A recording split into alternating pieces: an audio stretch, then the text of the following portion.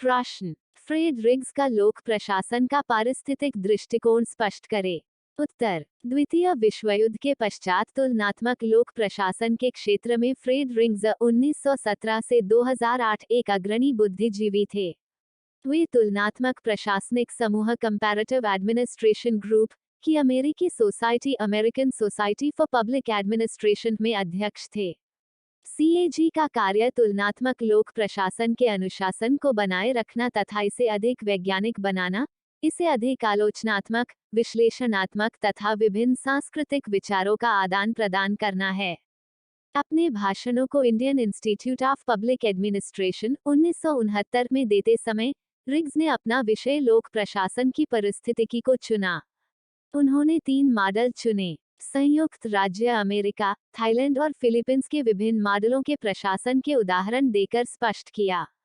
लोक प्रशासन के समकालीन अध्ययन में पारिस्थितिक दृष्टिकोण फ्रेडरिक्स द्वारा 1950 और 1960 के समय में लोक प्रशासन में आया। उन्होंने अपने इस अध्ययन को कई बार पुनर्परीक्षण व इसे संशोधित किया और सांस्कृतिक विचारों के आदान प्रदान को प्रस्तुत किया। वे प्रथम व्यक्ति थे जिन्होंने 1950 और 1960 के दशक में तुलनात्मक लोक प्रशासन आंदोलन में बुद्धिजीवी और संगठनात्मक नेतृत्व प्रदान किया। उनका आनुभाविक और तुलनात्मक अध्ययन पारिस्थितिक दृष्टिकोण के रूप में लोकप्रिय हुआ, जो कि उनकी पुस्तक the ecology of public administration सन 1961 और administration in development countries the theory of prismatic society सन 1964 में पाया जाता है। रिग्स ने सटन के 2 आदर्शवादी मॉडल कृषि उद्योग अग्रारिया एंड इंडस्ट्रिया को रूप में प्रस्तुत किया और यह दावा किया कि प्रशासन, समाज और संस्कृति के मध्यम संबंध समान वर्ग में विकसित किया जा सकता है। बाद में उन्होंने कृषि उद्योग को सम्मिलित मॉडल, फ्यूज्ड मॉडल और विवर्तित मॉडल, डिफ्रैक्टेड मॉडल का नाम दिया तथा एक मध्यस्थ मॉडल को प्रस्तुत किया, जिसे रिग्स ने प्रिज्मिया मॉडल का नाम दिया। उनका प्रशासनात्मक संगठन के अध्ययन में योगदान और उनका विकासशील देशों में सामाजिक आर्थिक पर्यावरण सम्मिलित प्रिज्मीय विवर्तित मॉडल के रूप में प्रसिद्ध हुआ। यह पारिस्थितिकीय उपागम के रूप में लोक प्रशासन में प्रसिद्ध हुआ। एफ.डब्ल्यू. रिग्स का कार्य विकसित देशों में कैसे प्रशासन का सामाजिक व आर्थिक कारकों में परस्पर प्रभाव को जांचना था।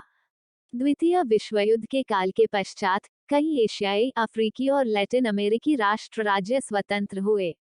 ये विकासशील देश पश्चिमी मॉडल के विकास के आधार पर पिछड़े पश्चिमी देशों में पश्चिमी प्रशासनिक तंत्र द्वारा वास्तव में इन पर शासन किया गया था।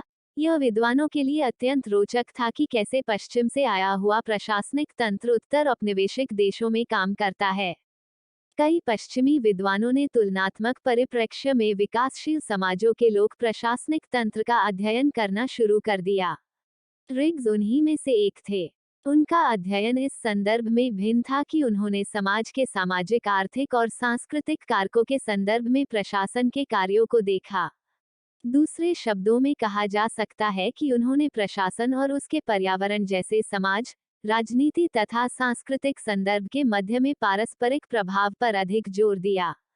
उन्होंने इस बात पर भी प्रकाश डाला कि प्रशासन का पश्चिमी मॉडल विकासशील देशों में कम प्रासंगिक है। पारिस्थितिकी यानी सामाजिक, आर्थिक और सांस्कृतिक पर्यावरण पश्चिमी समाजों के विपरीत, विकासशील देशों का प्रशासनिक तंत्र तो सामाजिक, आर्थिक तथा सांस्कृतिक संदर्भ में काफी रचनात्मक है। प्रस्तुति समापन। आपका धन्यवाद। Disclaimer. This notes has been made after a lot of research, yet the accuracy of the answers may vary. The author assumes no responsibility or liability for any errors or omissions in the content of this notes.